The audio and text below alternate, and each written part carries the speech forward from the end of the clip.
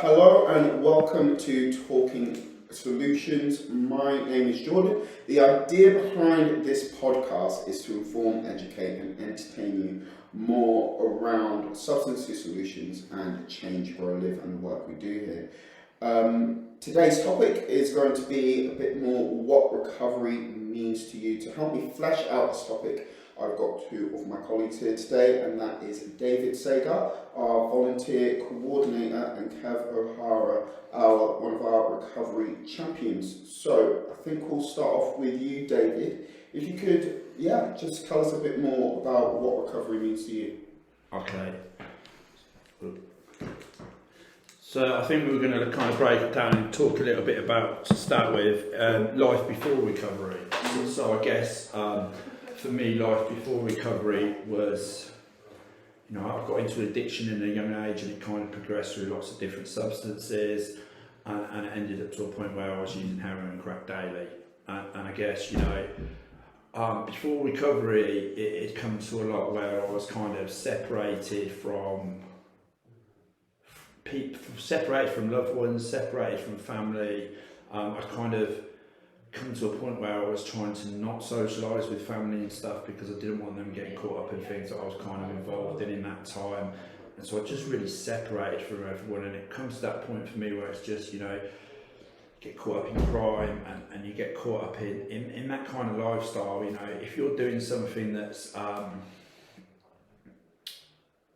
not kind of the norm, something that's like outcast by society, you're not going to kind of mix with the normal people of society, because then that's going to make you feel worse about what you're doing. You're going to kind of mix with other people that are doing what you're doing. So I was surrounded by everyone that was kind of in the world that I was in at that time, I guess.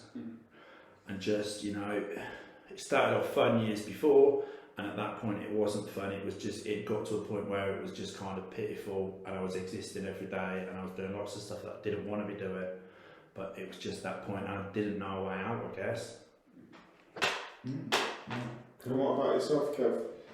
So, similar to Dave, I started using drugs at quite a young age and stuff. That was mainly like cannabis, just kind of recreational, hanging about sort of like a park and stuff. Different people come into the park, so drugs kind of changed. It was came around fashion, really, do you know? So like cannabis, amphetamines, ecstasy, and then later on it was like heroin. But I was only quite young when I first started taking heroin. I was about 18. So at first it was kind of seemed like a good idea. There wasn't any kind of consequences to using any heroin and stuff. But sort of like a year down the line, I kind of started feeling some of the consequences of using sort of like heroin and that daily, and ended up with a habit. Started getting into trouble, became unreliable, got kicked out of my parents' house, started making bad decisions basically. Definitely started mixing with the wrong peer groups, and needed more money to start using these drugs and stuff. I didn't really have any kind of real job or anything, so the next thing was started going down the road of committing crime to use drugs basically. And that was just with my group of 7 or 8 friends. We just started going out breaking into cars, finding abandoned houses where we could go in and kind of squat and use our drugs and stuff. But at the same time we're getting arrested more frequently now. We ended up in jail a lot of times, or in the police station. And that just carried on rolling around like that really. You kind of didn't really kind of stick your head up to kind of look at anything else what was going on. You just kind of buried it further in the sand. So, but eventually for me, I feel like it was like I was sitting back a lot of times, and the group I said about at the start, who I started using drugs with, 7, 8 years down the line, there's only 2 or 3 of them kind of left now. So it's kind of, I'm sitting down and I'm thinking, where are all these people gone? They're the kind of people I'd go and use drugs with. Now it kind of ended up I was quite isolated because I'm just using the drugs on my own now. And you know, that was due to like when you're kind of using drugs, like first of all you're kind of more sociable, I guess, but after a while, you know, when your kind of needs like sort of like matter a little bit more, you become a little bit kind of more selfish with your drugs and that, and then you just end up like isolated. You know, I was in like a flat and I'm just sitting at home, going out, scoring a bit of drugs, so you know, like out of about half an hour out of the day I was actually happy. The rest of the time I'm just sitting back, looking out and just feeling like powerless and stuff. So it was just like, yeah, you know, that just couldn't continue any further. So yeah, I had to kind of think of something else. It starts off when you're at a young age, it starts off fun and then it kind of just progresses. And where you were just talking about that, Kev, when I was speaking a minute ago, I kind of missed out some of that stuff. And for me, it was just that cycle with crime all the time, in and out of prison, and that just becomes the norm. That's it. And it's just like, it's just, you know, like when you're sitting back and that's your life, like summed up in that little cycle, yeah, it's like, it's uncomfortable. You know, I wanted more from my kind of life than that, and it's just like, I got trapped in that kind of cycle, and yeah, I wanted to break it a lot of times and stop, but I couldn't stop the kind of momentum of my life though, you know, like where I was living, my drug habit, like money, employment and stuff like that. So I felt like I wanted to stop, but what was I going to stop for? Do you know, like that's the kind of questions I was asking myself, and yeah, they're kind of not easy to answer, you know, maybe you can't answer them when you're in addiction. I think one of the points as well that you said a minute ago, Kev, was like you was kind of saying that you kind of just do and you don't stick your head up and you don't look. And I think it's like I like the analogy, that kind of speedboat. You're going through life and you're looking at your selfish wants, needs, and what you're involved in, and you're just looking forward and you're just going through like the speedboat in water and you're not looking at the canvas that's kind of coming up behind you. And I think a key point for me that I just realised when you were saying that is you don't want to look up, you don't want to stick your head up, and when you're living that life and you're that entrenched in stuff, you don't want to kind of look up and analyse stuff because it, like you just said, it's really uncomfortable and it kind of opens a lot of those wounds, and you kind of, you know, you're forced to look at what you do to your family, your loved ones and the people around you that at that time it causes hurt to you, so you kind of try and avoid that stuff, I guess, don't you? Definitely, and it's like you know, it's all well and right saying, I want to kind of stop my drug use and stuff like that, I know it's not kind of helping me, it's getting me into trouble and that, but it's like, it outweighs what you've got left in your life at that time, and it's kind of like a hard decision because you're going to be like, at first, like getting into recovery, you'll be at a loss for quite a long time until you can kind of balance the scales a bit up. And all the substances you use in mass, everything. So you know, like if you have a close look, you can see what's going on, but it's very limited because you're always using substances to block that out. So that's the other side of it. If you stop using substances, you're really going to start noticing that and feeling that as well. So it's having the right support, I guess, at that point as well. So what kind of led you both into that kind of pathway of recovery and almost, as like you both put it, kind of look up and actually take that? So I'd say with kind of me, it came to a point I said before. It did, you know, like lots of young people experiment with drugs, and it's kind of. It can be fun and it can be alright and it can enhance things at that time. I'm not going to kind of wrap it up in a different way, but you know, for me, where it kind of progressed and it got me to a point where, for me, alcohol was a massive thing at the end and my liver was packing up, and I'd been told if I didn't kind of address stuff, you know, I wouldn't be alive long to kind of carry on. And I suppose I had that realisation that actually, you know, I'd always treated my life like it didn't matter, but it was at that point I had that realisation, I'm not done yet, you know, I've still got life in me. And I kind of started addressing things,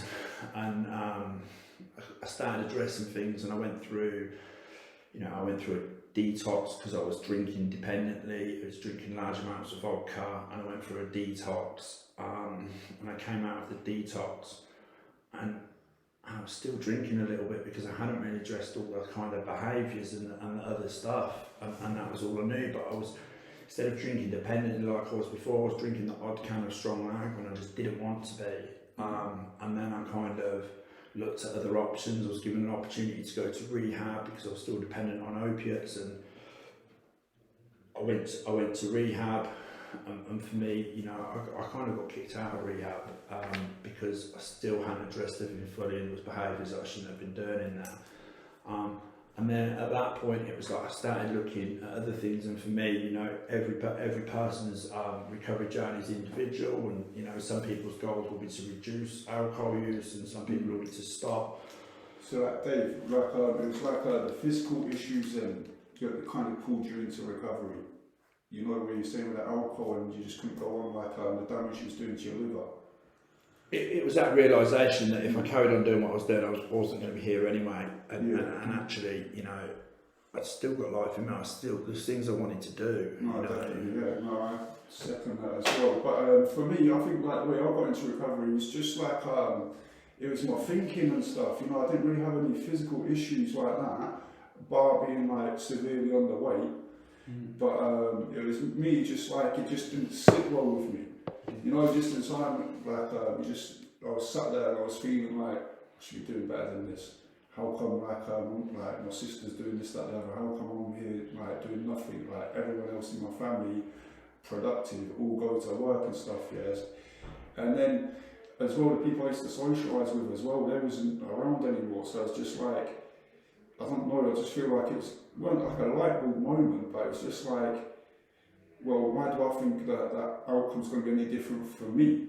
You know, like it's that you can see what's happened to a few of your friends already, yeah, in that kind of life, yeah. So why do you feel like that's not going to happen to you? So I kind of went through it in my head, and I was just kind of left with a feeling like, yeah, that's going to be me then soon. I'm just going to be a statistic or something. So that kind of just gave me the prompt to kind of do something about it, rather than just sit there and just let it just go round and round still. And I'd say I'd had them feelings for a while. I don't want to be doing this anymore. I don't want to be living the life that I'm living. It was kind of, you know, the impacts of the crime and stuff I was involved in were becoming more and more, and I didn't want it, but I just didn't know a way out. And I think for me it was like, so I did kind of feel like what you've talked around, Kev, I think, but I think for me it was like just kind of that help at the end perhaps made me look more for other things I could do, and perhaps I hadn't really looked into it before, I guess, and perhaps, you know, just carried on doing what I was doing and kind of not really, I had tried things previously, but, you know, not really throwing myself into it, perhaps being fully committed, I'd say. Yeah, I agree with that as well. And you know, like you went to rehab, Dave. Like for me, I started my recovery by getting myself recalled to prison because, you know, doing detoxes out in the community hasn't really worked out for me before, and I'm not a safe kind of space where I could kind of do that is prison. So I kind of was on licence, so I kind of used that to my advantage basically. I kind of knew I had to remove myself from that life basically, so the full-on way to do that was get recalled to prison, which, you know, I was alright with that. I kind of look at that like a rehab kind of place basically, and a way just to start my life again. So got myself recalled, kind of detoxed off a lot of drugs and stuff, yeah, and you know, this kind of detox pretty much like half killed me, you know, like I was ill for quite a while and all that as well. And during my recall, it was like COVID times in prison. So the prison was in a complete lockdown. So for quite a while, we was only getting out of the cell for like 30 minutes a day. So I just felt like in that time, I got to kind of know myself, be comfortable with myself, and also like think what I wanted to do in my future. So I kind of gave myself a pretty much like a new start, basically like a reset. So that's what I did, and then come up with a plan. Like had a couple of things what I was interested in, had a couple of goals, and just kind of put them all together and come up with a plan. And yeah, like since then, like I've just been kind of rigid with it and just stuck to it. So yeah. So who are your guys' kind of like main supporters? I mean, before in like our first question, like you guys mentioned quite a lot that as you progressed, particularly you, Kev, as well, you kind of felt more isolated on your own. So did that change straight away as soon as you decided to go into the kind of recovery route, or was that something which kind of built and developed as you progressed? It's not changed straight away. It's like you were saying there, Jordan, it's more like a work in progress kind of thing, because I would say like I was in jail, I felt really isolated because I'm going against the kind of norm. You know, like what people go to jail for, they're in there they've been caught, they don't want to correct anything, so they're just kind of wasting their time in there. Like I've kind of gone against that and gone like, no, I've put myself in here. Do you know, like when you talk to people, they're like, what? But you know, I kind of wasn't too bothered about what they were thinking. I was more bothered about what I'm doing. You know, like previously I was kind of probably helped me keep me in addiction because I was wondering about what other people was thinking rather than what I was doing. So this time it's definitely like, no, I'm focusing 100% on myself. But I kind of did feel like I was a little bit on my own, you know, like my kind of confidence took a bit of a knock from it, you know, the years of using and stuff like that. Your health, your mental health all takes a bit of a hammering as well. So it's just kind of, alright, I'm cool with that, do you know what I mean? That's gonna, obviously, you're not going to get through all that, like 20 years of drug use, and come out the other end unscathed. You know, like I don't know if anyone's doing that, but I do know I've got a good start. So I kind of did feel a bit isolated, but I'm just kind of building on it, and just trying new things. So you know, like, but I kind of settled out with myself before I started anything. I'm alright with that. So that's the kind of decision what I made. But and was that pretty similar for you as well? I'd say for me, like I'd had support from like services, including like Substance to Solution or CRI as it previously was, and you know I'd had support from services on and off for years, but had I actually really engaged with services, probably not. You know, I'd probably just done the bare minimum, got prescriptions like methadone prescriptions and Subutex prescriptions to kind of help me get by, I guess, and I hadn't really fully engaged with stuff. Whereas, you know. But then over that time, I got to know a lot of people like within the service that then did support me at the time I actually was ready to kind of make change. And like I said a minute ago, I kind of got kicked out of rehab, but that was my starting point. And when I came out, I did engage with services, including this service, and I kind of stayed accessing 12-step recovery mutual aid, and I kind of, moved forward from there, and that's been a big support network. I built a big support network through 12-step recovery, as well as through the service, and I guess as well then moving forward it was kind of starting to volunteer in this field before I worked here full time, and starting to learn new skills and things for me as well. It was like I'd always just kind of done day-to-day mundane jobs and kind of got paid, and it's a Friday and it's let's go out and do whatever. So I wanted it to do something different this time, I guess. And I know I might be throwing you guys off a bit here, but I think like a big question, like which just popped into my mind, would be like, what was like the hardest part of the recovery process for you guys? Was it like at the very beginning, kind of getting yourself up and go, or were there kind of like the middle points for you? Or I don't know. I think that the hardest part for me was the kind of initial part and getting up and doing it, because like mine was, I'll tell you exactly like how I kind of got myself recalled. I was on licence, I had a probation officer and then an S2S worker, so by then I kind of relapsed back into old behaviour. I'm on licence, so I've got the police breathing down my neck and all that, so it's kind of like, let me just go and speak to my probation and stuff, and just say that I need to kind of get myself recalled, just to kind of stop the situation. So that was kind of my first thought was just the initial thing was just quite hard to get that kind of motivation to do that. And I asked my probation officer to get me recalled. She told me to phone back in 2 weeks when she put the paperwork in, so I had to phone back again in 2 weeks and then phone the police and say, I'm at this address, can you come and get me, take me back to jail? So that initial thing was quite hard. Once I put the kind of into motion, I kind of went on to autopilot a little bit then. But initially, that was the hardest thing for me for my recovery. I'd say for me, the hardest thing probably is, when you've used substances like Kev said for many years, every day, it matters so much. So for me, it's when you stop using substances, when you stop using substances and that, you start to wake up and you start to feel everything again.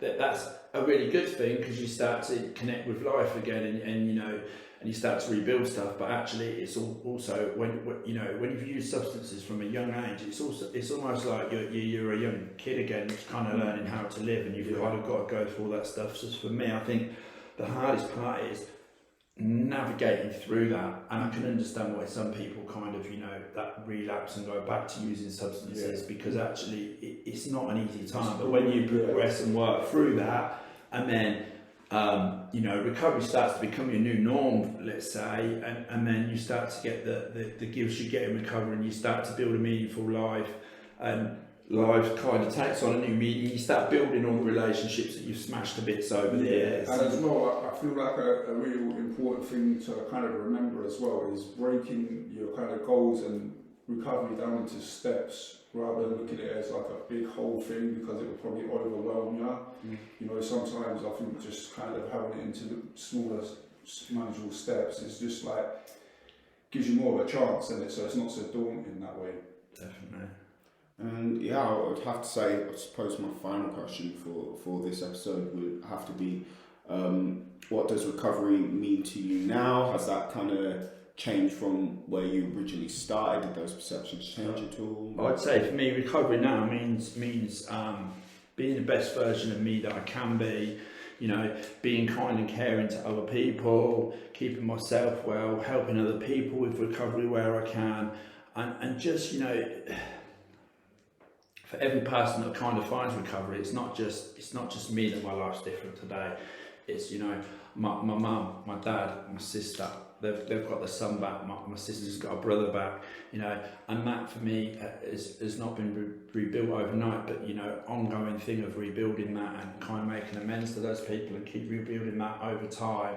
So recovery for me just really means, you know, it's a simple life for me as well, I guess. It's like waking up in the morning and making a cup of tea, not thinking, well, how am I going to do this? How am I going to do that? Just that mad thinking that you have to have an addiction to kind of keep going and keep functioning, getting the drugs you need to use and everything. It's just that calm for me. It's that kind of peace that I've got today. And I guess it's that peace that everyone else gets through you doing that as well. And I suppose it also, for me, it's kind of, it means going to work. It means, you know, being a normal member of society. It means kind of doing all the things that I didn't do when I lived on the edge of society for many years, you know, and just trying to kind of give back to the community, give back to the people that have kind of helped me as well. But I thought that was like a really nice point what you just said there, Dave, and that was like the kind of impact what your kind of drug use had on people, yeah? Now the impact that your recovery is having on your family and that, so they can see it, you know, when they first kind of heard about you being on drugs and it generated all around your family and that, now they're kind of hearing that, but in a nice positive kind of recovery, so that's kind of nice to hear. But for me, I just wanted to like have a chance at life, innit, really, you know, like having a bit of a future for myself, because, you know, I'm like 41 years old. I pretty much was taking drugs since I left school, so I haven't been on like holidays or had many kind of positive experiences with like friends, family, stuff like that. So it was just about giving myself a chance to kind of have some kind of purpose and kind of enjoy a bit of life rather than just existing through it and just dragging myself around all the time. So yeah, now I kind of have a nice kind of job, so I've got some purpose and putting myself first and looking after myself, you know, my health, like actually thinking about that rather than just taking it for granted. And I think with the addiction, everything in my life was like taken for granted. It was just like, yeah, I kind of just wasn't living in reality. So yeah, recovery means for me just having a future. I think how you kind of said that a minute ago as well, Kev. You know, there's so many people that have died aren't here today that we've both kind of known over the years, and for me it's like I'm lucky to be here, and I'm kind of gonna live every day and enjoy every day, exactly. and you know, try and support others where I can, but also enjoy life and try and support others to enjoy life, have a laugh, enjoy it as it goes by, you know. Yeah, definitely. I remember like a probation officer said to me like previously, like say 2-3 years ago, she was like, you know, like, and you're gonna stop using drugs, Kev. And I was like why? And she's like, but I don't know if you noticed on that, yeah, you're like 40, you know, like most people you use drugs with, yeah, they're not kind of here anymore. Like what kind of, you know, like pretty much drug users at your kind of level of use, they really lasting like more than 20-25 years, you know, they're done. Like you're still here now, you can kind of take advantage of that. But yeah, I never like had anyone sort of say that to me, so yeah, it kind of was, yeah, kind of woke me up a little bit. But And I would just say, just for like closing statements, what would you say to those people who, on whatever point of their recovery journey they're at, what kind of advice would you give to them? Keep moving forward, like just you know, small steps, keep moving forward. If you're struggling, ask people for support. Don't need to do everything on your own. You know, get involved with others that are in recovery, get some support from other people, and just keep moving forward, you know, like... Yeah, I know, I second that as well, you know, kind of just trying to have a plan, yeah, or some kind of direction of what you kind of wanted to do with your future, because it's all kind of well and good stopping drug use, but you need something after that, like to recover for, you know, you need to have something in your life. So, you know, just kind of try and identify stuff like that, and yeah, kind of not holding yourself back and kind of doubting yourself, you know, you kind of just got to pretty much just get a grip of things, yeah, and just kind of run with that, basically. Awesome, perfect, thanks for that, guys. And of course, if you're ever interested in further services, please don't hesitate to get in contact with Substance Use Solutions or CGL and many other wonderful services in the Northamptonshire area. Thanks for listening, guys. Yeah. Sweet. That's it.